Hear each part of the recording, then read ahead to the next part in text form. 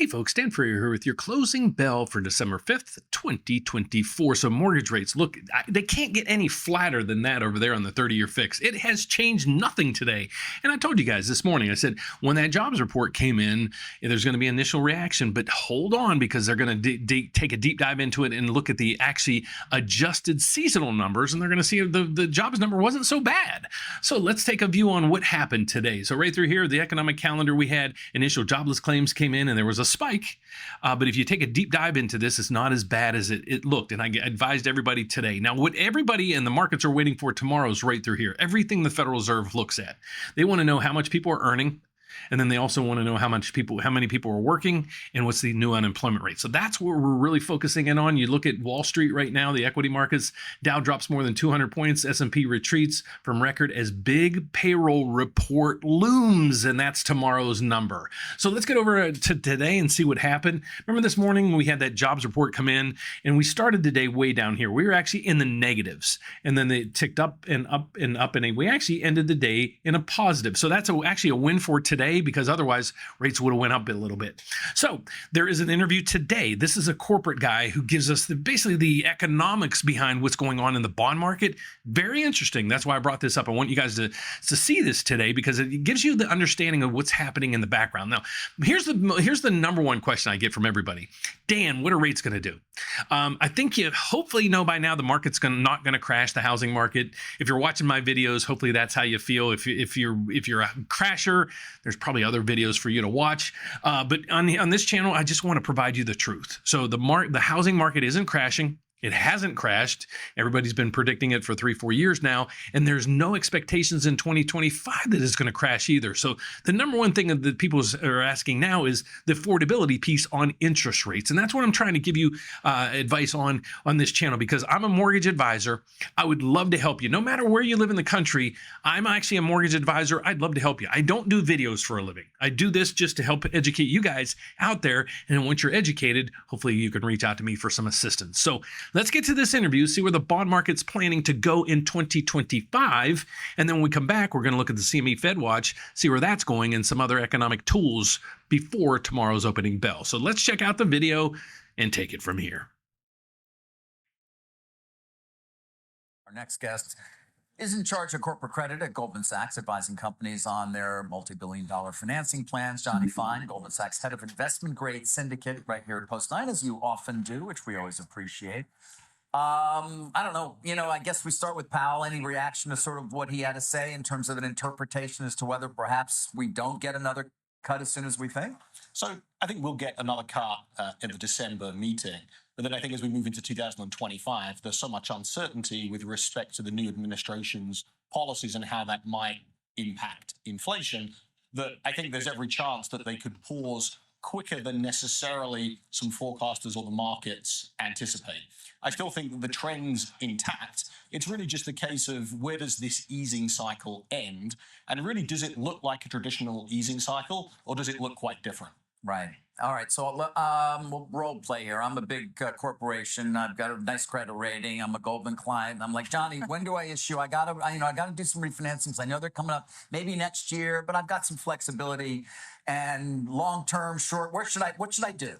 So they're talking right now. If you paid attention to it, they're actually saying, okay, if you're a corporation and now you need to refinance, just like you guys out there watching, you might need to refinance that mortgage at some point.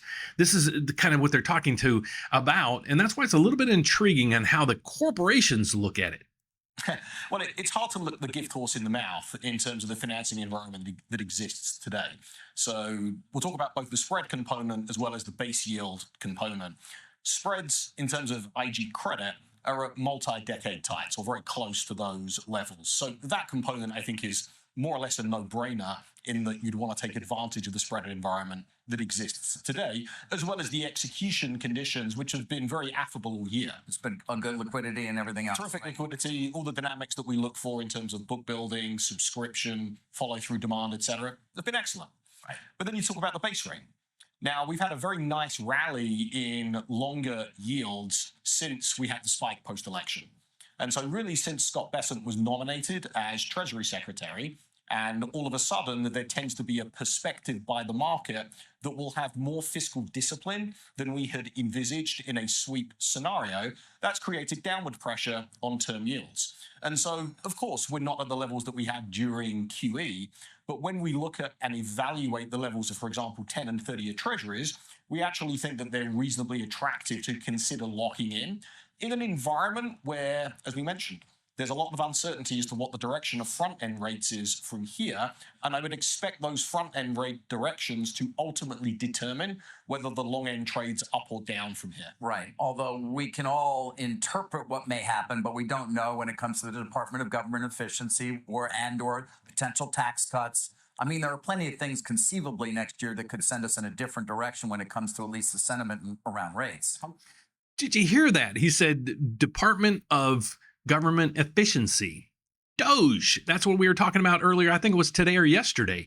It is going to play a major role in where the 10-year treasury goes and mortgage rates go. So pay attention to how that Doge is coming along. Are they going to cut our deficits enough, or government spending enough? A lot of that pork, just take that out of the equation so we don't have this deficit, because you can only outrun the deficit with growth in the economy, and GDP's right just below 3% right now. So unless that gets over 3%, we're not going to outgrow this deficit.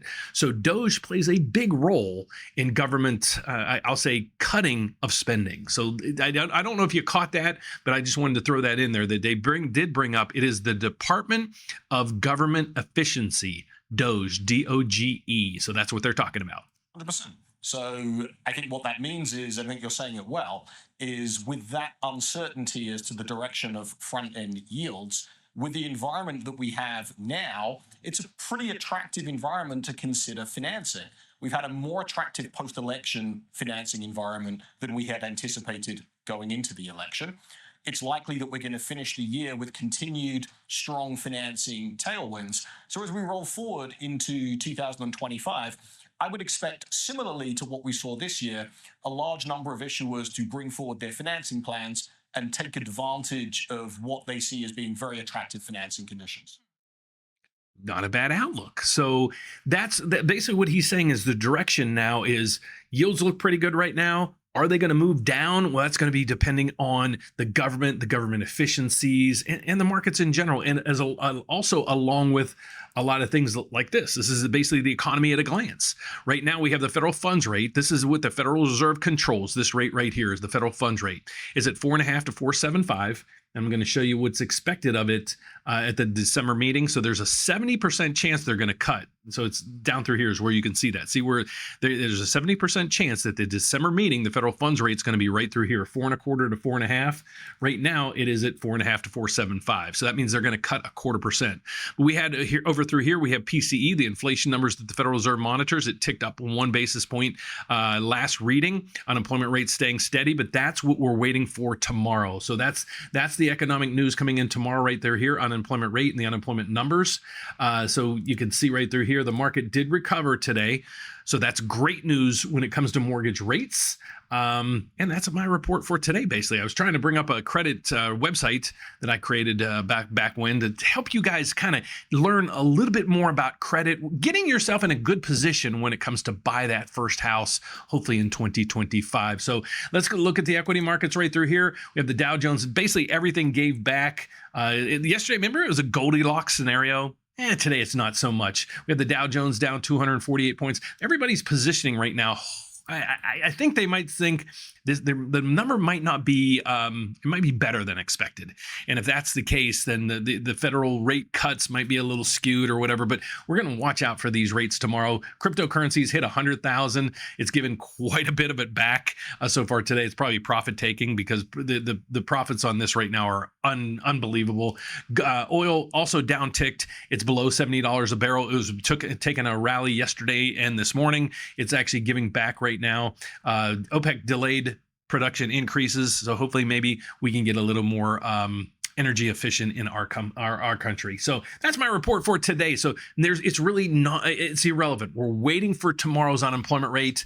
If it's out of line from what's expected, there will be market movers. So please check in tomorrow morning to see how all this, I'll say not mess, how all this transacts tomorrow. So thanks for watching, guys. Please, I'm going to do this today. I want to see how many videos we can get like 200 to 300 thumbs up. So that's all I'm going to ask you. You don't have to subscribe, do anything. Just give me a thumbs up and let's see how many we can get down below. So thank you so much for watching. If you want to learn more about me, visit me at therateupdate.com. If you want to put in your application, you can click right there and do that. If you want to schedule an appointment with me, Alan, or Dave, there's only 3 of us here and we have over 30 years experience or 20 years experience in this. Please do so. You can click right there and schedule an appointment with us. If you'd rather call us, well, you're just going to have to scroll down to the bottom of the website. There's our 800 number as well as my email address. Thanks for watching. God bless. Have a fantastic evening. I'll see you back here tomorrow morning, folks. Bye-bye.